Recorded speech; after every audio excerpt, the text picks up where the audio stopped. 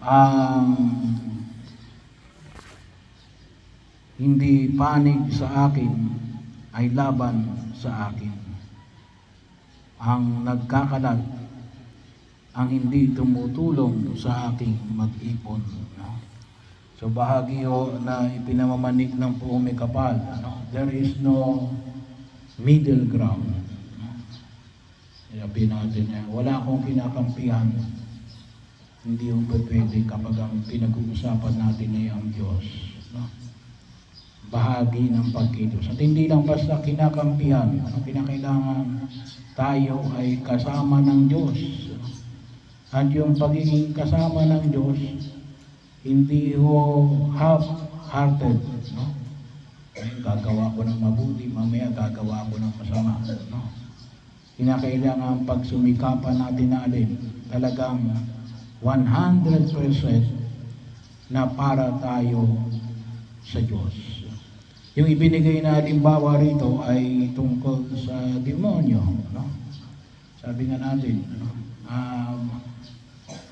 na sinasabi ng mga tao na si Jesus ay nagpapalayas ng demonyo sa pamagitan ni Beelzebul, ang prinsipe ng demonyo.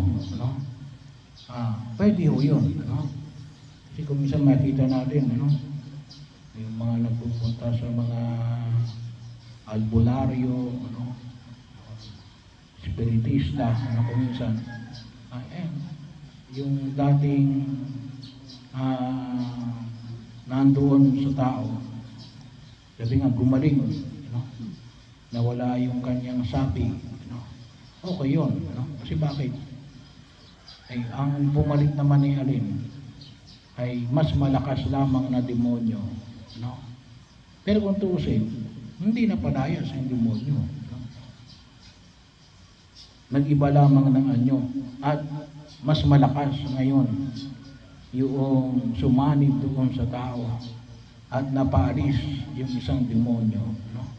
Kaya po kung minsan may sinasabi yung mga espiritista na yan, ang mga manggagamot na yan, hindi ko kaya yan. No? Kasi nga yan, maaaring yun na andun malakas. Ano? Pero hindi napaalis yung demonyo. Bakit? Pinalitan ng isang mas malakas na demonyo. No? So, hindi talaga napalayas. Ibang demonyo lang ang pumalit. Pero kapag sinabi natin nagpapalayas ng masamang espiritu, on the strict term of the word, ibig sabihin, wala na doon ang demonyo. No? Ito'y nasa Diyos na. No? Tinawag natin kalimutan. No? Ito'y nasa Diyos na. Kaya, kinakailangan na maging maliwanag sa atin yung nabanggit na pagkilos. Ano? Either tayo ay para sa Diyos o laban sa Diyos. Kaya, kinakailangan yung ating mga iniisip, mga ating mga adikain, at yung ating pang-araw-araw na pagkilos ay dapat tumutugon sa biyaya ng pagkilos ng Diyos. No? Nabanggit ko na rin sa inyo kahapon yung tungkol sa pamahiin. No? Kasi bahagi yan kung tawagin natin na rin syncretism. No? Ano yung syncretism? Ito, hindi ito makakristyanong pagkilos. No? Pagkatapos sa haluan natin ng makakristyanong pagkaunawa. Isa na riyan yung tinatawag na nating mga pamahiin. Isa pa, yung kung tawagin natin ay lucky charm. May mga lucky charm tayo. Kahit na nga si Santo Niño, ginawa niyong lucky charm. Kasi bakit? Nilagay niyo ng coins. At inilalagay sa mga tindahan. Kaya hindi ko pinapayagan ng simbahan yung Santo Niño de la Suerte, yun kasi yun yung may hawak-hawak na pera, o may subot ng pera. Kaya nga sabi ko ay either na takpan nyo yan ng paint, hindi kaya ay ng tela. Kasi bakit? Anong masama doon, Father? Santo Niño naman to, no? Ay, hinahabi ho yun. Ano, kasi ano yung ating pananampalataya? Ang pananampalataya natin ni Allen ay God's providence. No? Hindi lucky. Hindi yung kung mayroon ako rito ngayon, magiging lucky ako. No? Magkakaroon ako. Kasi bakit? Ay ginawa ninyo yung Santo Niño. Parang tinatawag natin anting-anting. Ano? So, ang tawag natin doon ay ring syncretism. Pinagsasama natin yung pananampalatayang Katoliko at saka yung hindi Katoliko. No? Kasi sa atin, kung tusin, walang laki, walang malas. No? Ano yun? Sa atin ni Alin, yung pagkaunawa natin ni Alin, yung kagandahang loob ng Diyos, yung kanyang kalooban, no? A providential God. No? Kaya yung pagkilos natin ni Alin ay kung tutusin, dalawa lamang, no? Pagsunod natin sa kalooban ng Diyos o hindi. No? Hindi yung at yung pagsunod natin sa kalooban ng Diyos, hindi nahulugan na magkakaroon ka ng ganito. No? Hindi. No? Kung turusin nga, baliktad eh. No? Kaya ka sumusunod sa kalooban ng Diyos sapagkat kinikilala mo na ikaw ay pinangangalagaan ng Diyos. No? Na ikaw ay pinagpapala ng Diyos. Kaya gumagawa ka ng mabuti. Hindi yung gagawa ako ng mabuti para gawan ako ng mabuti. No? Hindi ho ganon yung ating pagkilos. Bagamat, pwede rin no? Kaya lang, ay mali ang intention natin. Ano? Hindi yan yung pamantayan ng ating pagkilos. Ano?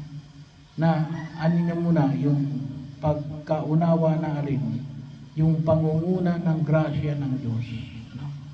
Kasi kung ikaw lamang ay gagawa ng mabuti, at para ka lamang gawa ng mabuti, paano kapag hindi nangyari? Aalis ka na sa Diyos. Kasi bakit? Gumawa ako ng mabuti. No? Hindi naman ako ginawa ng mabuti. So yun yung magiging pamantayan.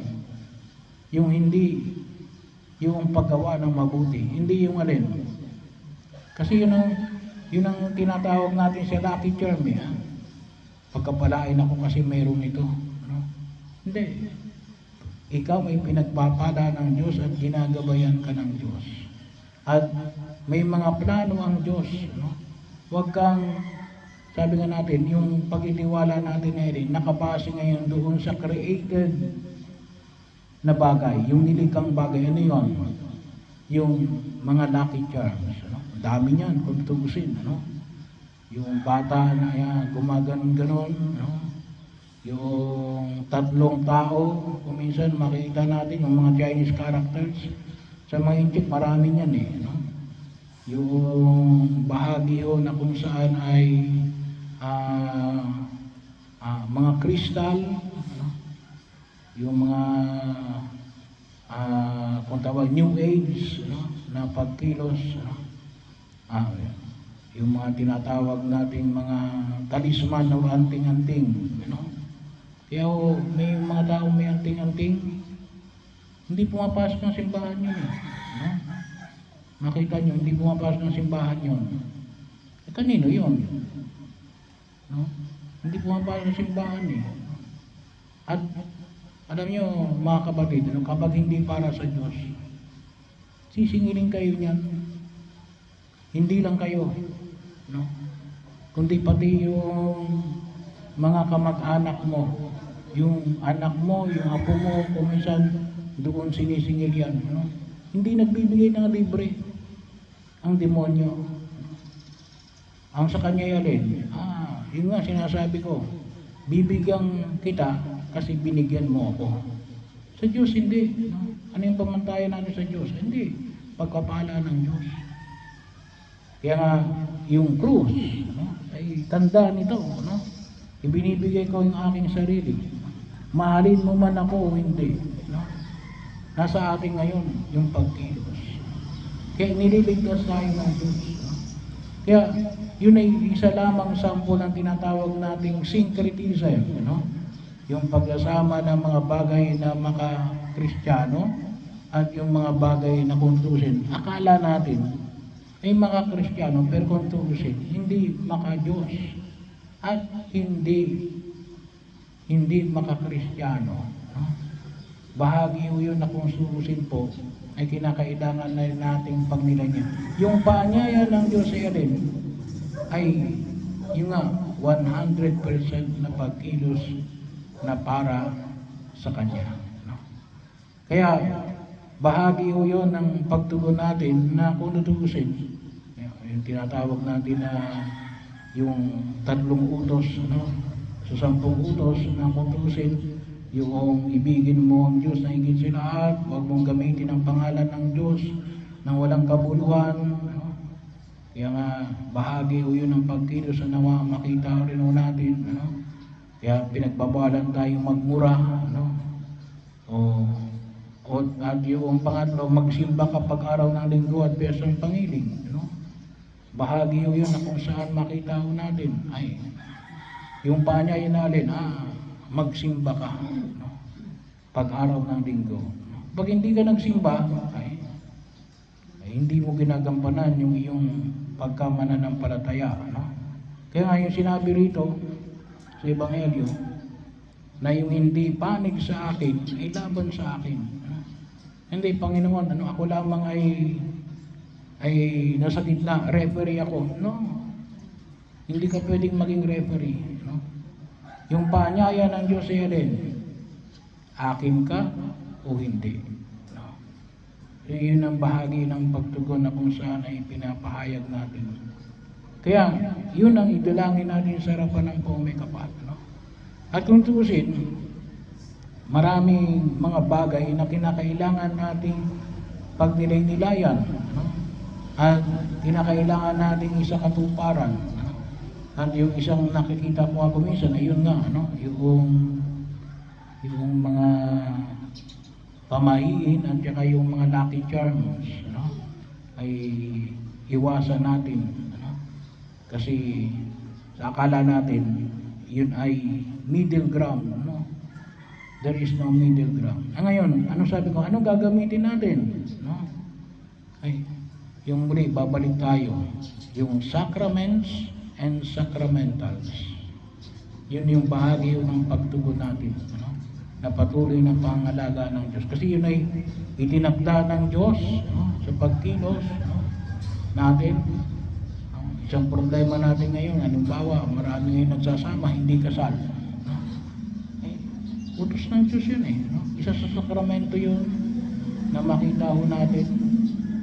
At saka yung paanyaya natin, yung isa pang binibigyan natin, ano? Yung mga may sakit, huwag kayong mahiyang magpapahid. No? Father, mamamatay na. Hindi maka-Kristiyano kaisipan yan kapag nagpapahid, mamamatay na. Hindi ho.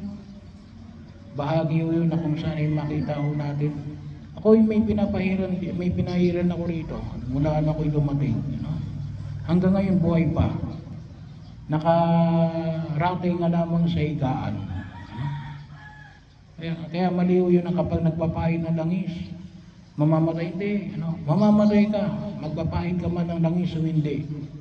Pero, kapag nagpapahid ka ng langis, anong maliwanag? Kay Kristo ako. Until death. At kung hindi lang until death, hanggang sa buhay na walang hanggan.